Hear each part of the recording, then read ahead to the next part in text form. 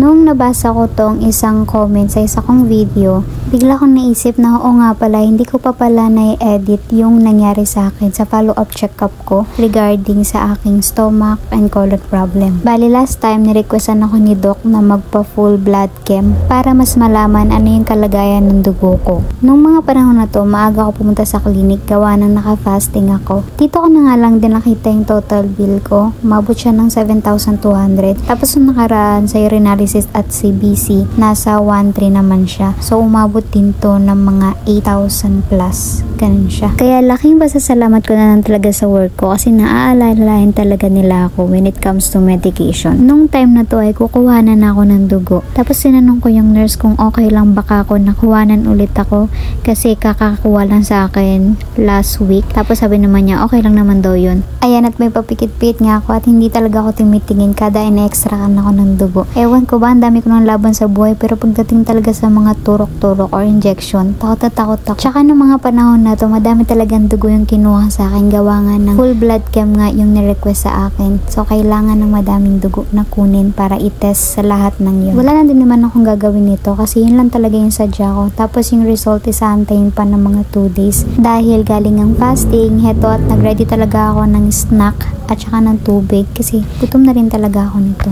Balik ko, kwento ko na lang dito yung naging result nung pa-full blood chem ko. Okay naman daw lahat except lang sa cholesterol. Medyo sa may cholesterol nakalagay ako dun sa may high risk. So kinakailangan ko magpababa ng cholesterol.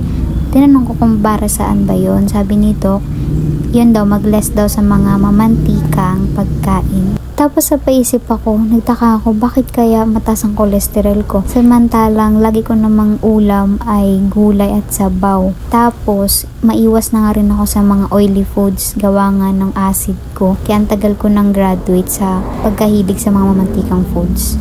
Pero siguro sumasala nga yung ibang cheat food days ko kaya ayun tumaas yung cholesterol ko. Tungkol naman sa constipation ko, pagbili ko ng reseta sa akin ng doktor, agad-agad ko na rin siyang ininom. Tapos that day, nadumi din ako. Kaya nga lang, 3 butil lang siya na parang dumi ng kambing. So kulang na kulang pa rin. Tapos masakit pa rin yung ibang parts sa may bandang likodan ko at saka sa may tiyan. Tapos kinabukasan, nagbawas lang din ulit ako ng konti lang.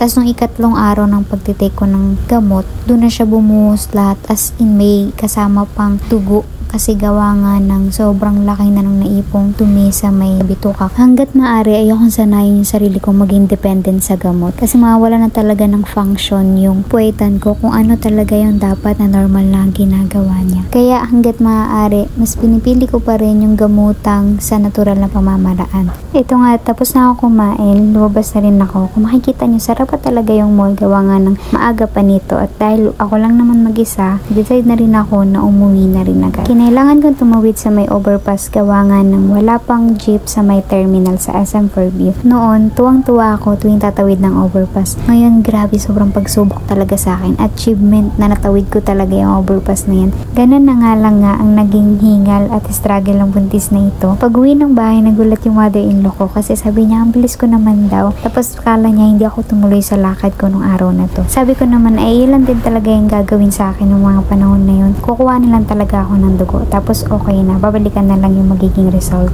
O siya, bukas ulit.